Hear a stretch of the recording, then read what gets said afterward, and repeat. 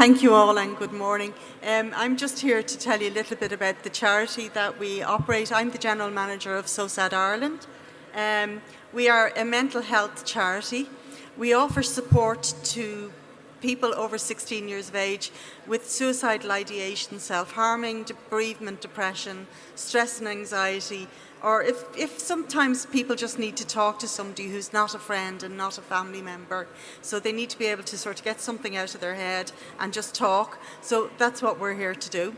Currently, we are offering 700 people a week we're supporting 700 people a week with individual counselling sessions. So they're face-to-face sessions where people will come in to one of our offices, one of our centres, and meet their counsellor and talk to them there. And then we have an online service where, we have a 24-hour helpline, which is a free phone number, and we also have a web-based text messaging service, which is available from 8 o'clock in the evening till after midnight, so if anybody needs any conversation then. Our centres are based in Drogheda, Dundalk, Navan, Cavan, Monaghan, Portlaoise and Kells. But as I said, we also have a very large online presence. And, we're not just stuck to coming into our centre if you need help. We have other alternative therapies as well available, and as I said, online. We are a small charity. We're very much a volunteer-led charity. So we have 20 paid staff. But most of our employees work ranging from 10 to 30 hours a week. We have over 250 volunteers.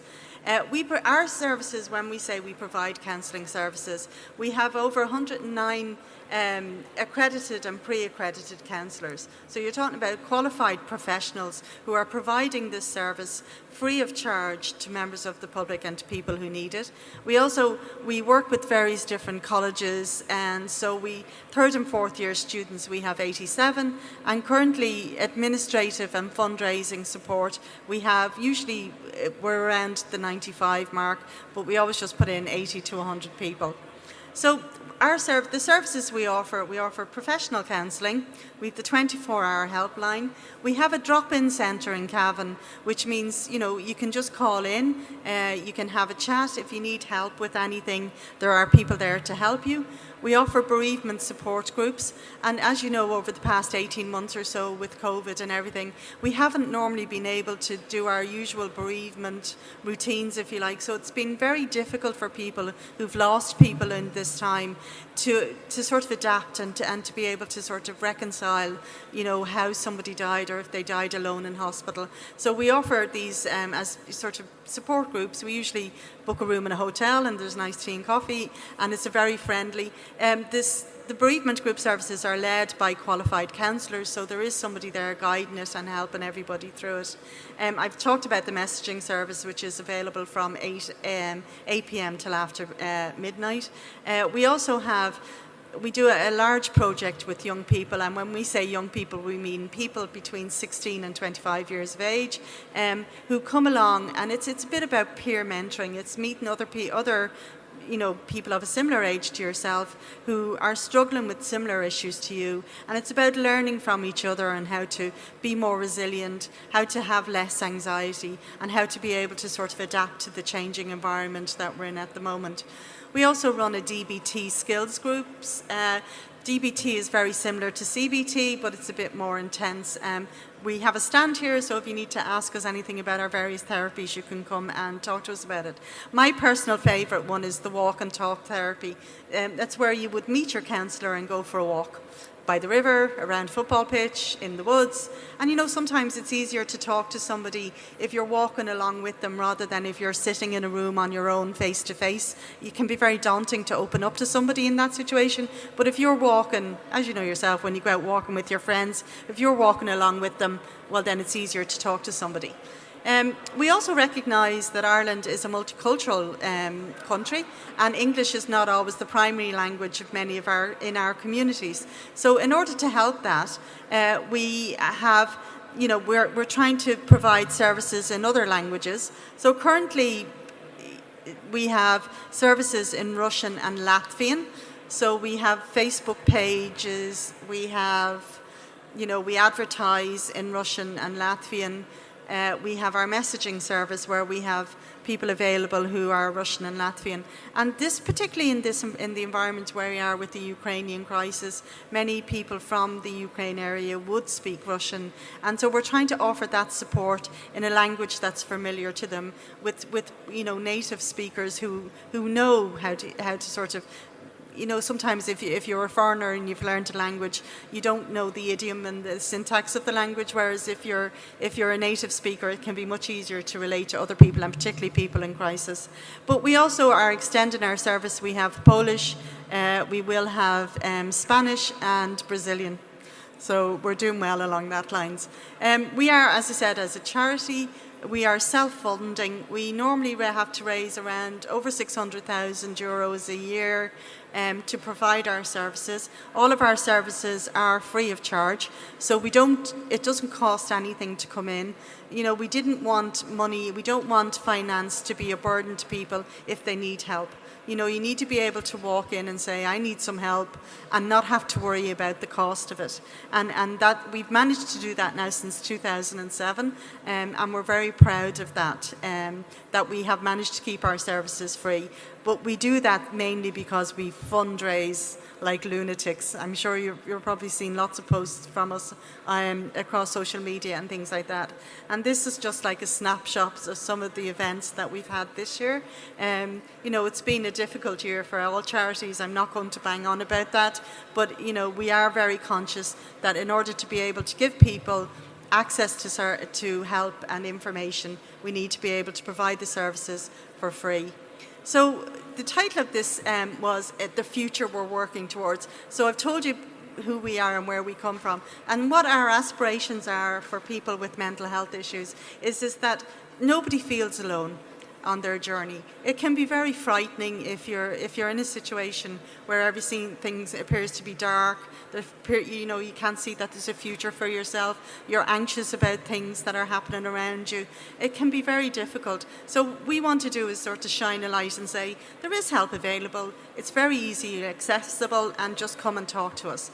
And your mental health is as important as your physical health. If you have a broken leg, you're not going to not go to the doctor. You're not going to not have an X-ray. You're not going to not, go to therapy. So, and you're not going. People will know you have a broken leg because you'll have a cast on your leg. So, we want mental health to be talked about as easily as talking about somebody's broken leg. If you see somebody with a broken leg, you're going to say to them, "Oh God, you broke your leg. What happened?" But you're not going to know if somebody's suffering from anxiety or if they're suffering from depression or anything like that. And then sometimes if somebody says to you, "Oh, I'm feeling very depressed," or "I'm suffering from depression," you can be scared by that, so you don't know what to do and you don't know what to say. So we're hoping that a lot of our work is around raising awareness and making it normal to have these type of conversations. We also want everybody to, feel free to speak freely about it, and we are partnering with PayPal at the moment on a really exciting project. They're funding for us to enable us to train people in communities, in workplaces, in sports clubs and everything. Because we say to people, just talk, just reach out and talk to somebody. But sometimes you don't know who to reach out and talk to. So we're going to provide that information as locally and as comprehensively as possible. We also fully believe that mental health services shouldn't be a 9-to-5 service. There should be services available as and when they're needed. And I'm sure if you speak to anybody within the emergency services or the Gardaí, they'll tell you that once the HSE services are closed at 5 o'clock. It goes on and on all through the night, where they're constantly in demand to support people with mental health issues. We currently offer appointments from 9 o'clock in the morning till 9 o'clock in the evening, Monday to Friday, and we have Saturday services are available as well. And as I said, we have the 24-hour online helpline support, and we have online support as well. We don't do this in isolation. We work collaboratively with other groups and organisations and with the state services. And it's really important for us that we recognise that somebody needs help, but they need the right help. And it can't always be us. We're not perfect. We know what we can do. And so we will help people and signpost them to other groups and organisations or state services. But in the meantime, we will support them as best we can so that they feel they're supported on that particular journey. So how can you help us? Well, there's a myriad ways. As I said, we fundraise, but I'm not going to go into great detail about that. But if you like to, you can look at our website, which is sosadireland.ie, and you can have a look at the various different ways that we fundraise and the type of help and donations that we look for. We are extremely lucky and fortunate in that we have a great group of people who fundraise on our behalf and then donate the money to us, and it's excellent. It's what keeps the doors open. We also work with with businesses in corporate partnerships. So, Ariosa, the coffee people, we're doing Hell and Back. Supermax, particularly in Louth, have been very supportive to us. As I said, PayPal, we now have this project that we're going to roll out in the next couple of months. And we have a fabulous project, I'm not sure if you've heard about it, called Real Talks. But if you look it up, it's great. It's sports people talking about their mental health journeys and the issues that they have been dealing with. As usual, because we're a volunteer-led organisation, we are always seeking volunteers to help us. So there's fundraising, administration, messaging service on the helpline, or to act as a support worker. That's just a brief overview of who we are and what we do. And thank you very much for listening. We have a stand just here in front of the stage. If anybody would like to come and have a chat with us, we'd be happy to chat to you all. And thank you very much.